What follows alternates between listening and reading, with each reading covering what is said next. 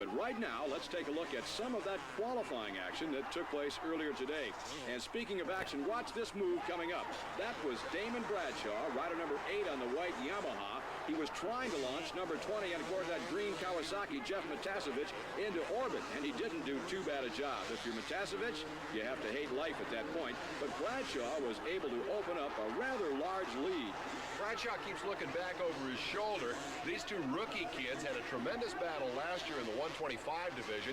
Now they're into the feature class. That's your 250 division, and it's their first meeting in the big leagues. And watch what happens right here. Bradshaw coming across the racetrack, tries to block Motacevich. Damn! Cross series is about to get underway. I'm Larry Myers. With me to help bring you all the exciting action of this main event is Dave Despain. White knuckle butterfly time, Larry. A lot of money, a lot of points, a lot of factory contracts at stake here. Everybody totally focused on that starting gate. It drops, you go. And the 1989 Camel Supercross season is underway. 20 of the fastest Supercross riders in the world thunder down that long straightaway, and 2 of them are not going to make it through corner number 1.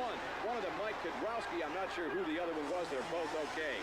Meantime, out front, rider number 8 aboard the Yamaha, Damon Bradshaw. The outside for the main, but it's a big gamble. Watch for him way up by the bales, hard on the gas. If he doesn't beat all of those guys through the corner, it's going to be a big crash. Ooh, he just gets ahead of Dubach, drops Doug back to 5th. Bradshaw comes out with a lead. Great piece of work. And that's the kind of gamble that a Supercross rider has to make, Dave, if he wants to find himself in round 1 of the Camel Supercross Series from Anaheim Stadium in Anaheim, California. Damon Bradshaw on the white Yamaha, number 8, is your leader. He was your leader. What the hell's going on out here? Jeff Motacevich, with a good drive on the inside, carried Bradshaw all the way up to the bales. In fact, almost through the bales. He tried to put Bradshaw into orbit, and Bradshaw, not playing any of that game, got on a break. But it was too late. The damage had already been done. Rider number 20, Jeff Motacevich, aboard that Kawasaki from La Habra Heights, California, had taken over the number 1 position. Now it's Damon Bradshaw's turn to follow. His turn to try to sort out the lines that belong to Motacevich and see if he can return the favor a little bit down the line. Dave, let's go back and take another look at that pass.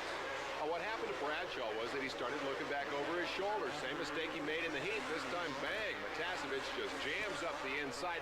And I think that was a little bit of vengeance on Motacevich's part. He thought that Bradshaw railed him in the heat race. He comes back and evens the score in the main event. And now it's 50-50, and they can go out and settle it clean between them. The rider parked on the side of the track kicking his motorcycle was Guy Cooper of Team Suzuki. Evidently, Cooper having some kind of problem out of sight of our camera. Meanwhile, having no problem at all is Jeff Motacevich and Damon Bradshaw. And that's the way they would like to keep it. However, Bradshaw has from time to time experienced problems. Earlier, he talked about them. Well, my biggest goal is to stay on 2 wheels a little more this year than I did last year, and I think that's just going to come from riding the 250. I ride a 250 a little smoother than I do a 125. And to try to be in the top 5 at the end of this year. Maybe my goals are going to change, throughout the year after I feel a little more confident on winning. I feel like I can win tonight, and, so I'm just looking forward to it.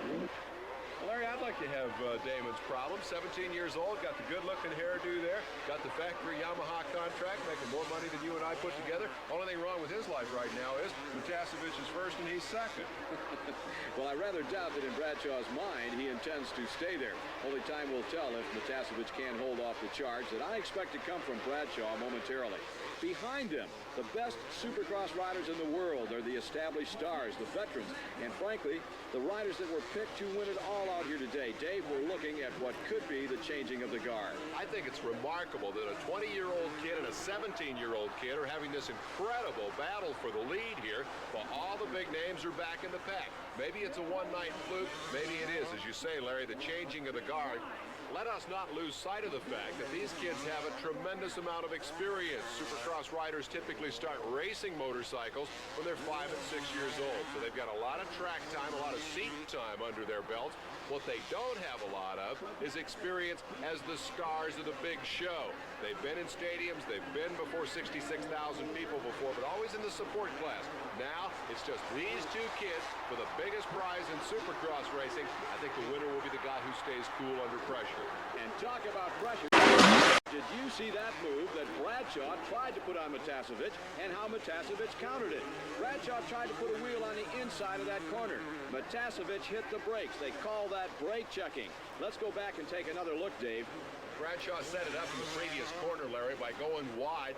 Matiasevich knows he's out there and anticipates what he's going to do. Here's the chop back to the inside. He's hoping to dive into the corner before Matiasevich can block him. Matiasevich just cuts right, jammed the brake right there, and that's how he caught the front wheel of Damon Bradshaw.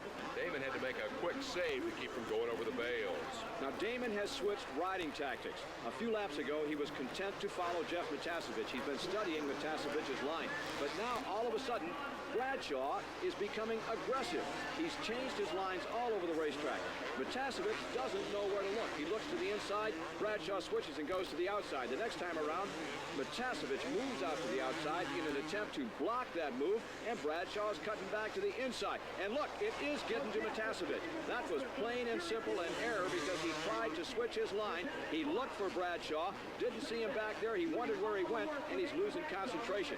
So if Bradshaw can force that kind of a mistake on Matiasevich, he'll be able to make the pass, make it cleanly, and get on about his business.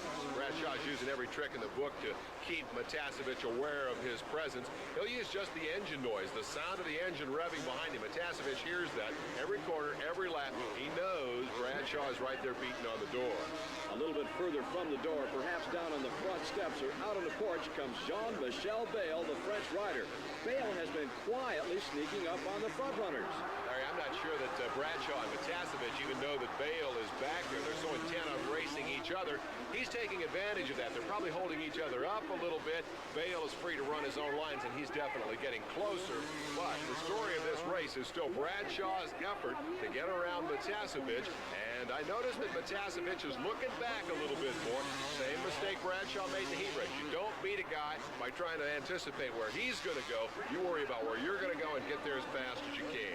This is exactly what took place in the 125cc main event, an offensive and defensive riding situation. In this case, Matiasevich trying to block Bradshaw. He doesn't want him to make the pass, obviously, and Bradshaw going everywhere he can. And look, there's the corner where they earlier almost collided.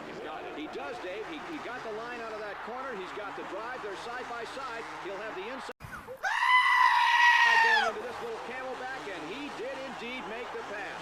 Bradshaw set that pass up at least 4 laps ago.